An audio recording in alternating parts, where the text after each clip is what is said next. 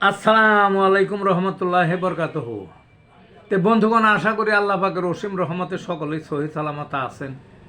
তে কবি Gazi Akkas Ali YouTube channel 017140885009 এর পক্ষ থেকে আপনাদের সকলের প্রতি রইল একান্ত আন্তরিক শুভেচ্ছা ও ভালোবাসা। তে বন্ধুগণ, এখন আপনাদের সামনে যে বয়ানটা রাখবার চেষ্টা করব সেটা হলো বাত বা বিষের রোগে বা ব্যথার রোগে হোমিওপ্যাথিক চিকিৎসা।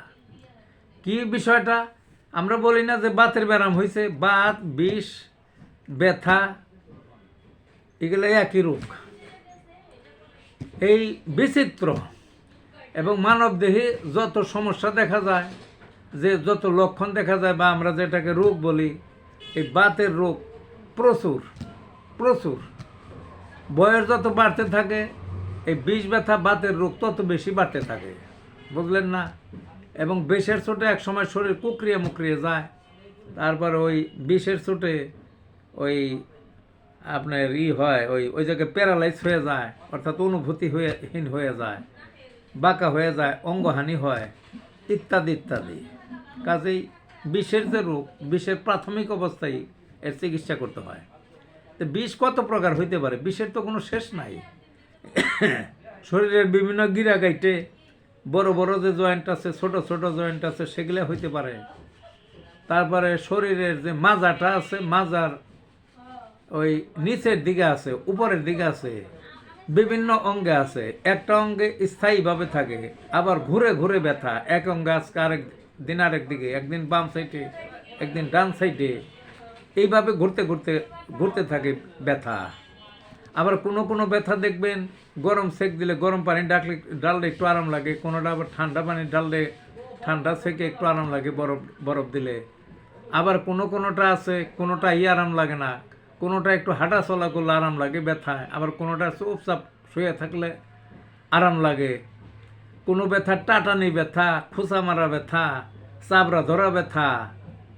তারপরে ওই ব্যথা মানে বিষের যে ব্যায়ামটা বলতেছে আর কি, বাত। ওই ব্যথা আসে, ব্যথা যায়, ব্যথা স্থায়ীভাবে। আবার তেরচা তেরচি আছে বাম পায়ে, আবার ডান হাতে এইরকম, আবার ডান পায়ে বাম হাতে এইরকম আছে। তে এর কোনো নাই। আবার ওই যে গিট বললাম, গিট ছাড়া এমনিও কোনো কোনো জায়গা হয় এই ব্যথা। এই বাতে কিন্তু স্ট্রোক করে, এটা অনেকেই জানে না। হার্টেও যায় স্ট্রোক করে, তখন হার্ট ফেল করে মারা হচ্ছে। মানুষ খালি মনে করে যে হার্টের রোগে মারা গেছে, সব তো হার্টের রোগী না। হার্ট ফেল করে যারা মারা যায়, এর কথা আছে বাতে যায় স্ট্রোক করে। শরীরে প্রচুর বাতে গিয়ে স্ট্রোক করে। অনেক ওই যে টাইগার বামসাম, এই যে সামনে দিয়ে দেখি ব্যানে বেসে, এগুলো লয়, এগুলো কখনো লইবেন না। স্থায়ী যদি বাতের থেকে সম্পূর্ণরূপে মুক্তি পাইতে চান, তাহলে আপনাকে হোমিওপ্যাথি খাইতেই হবে হোমিওপ্যাথি। লক্ষণ অনুযায়ী ভালো ভালো চিকিৎসা আছে। এই বাতের যে লক্ষণ, এই লক্ষণের সাথে ওষুধের লক্ষণের সাথে যদি মিলিয়ে দেওয়া হয়, তাহলে সারবে না কেন? অহরহ সারে।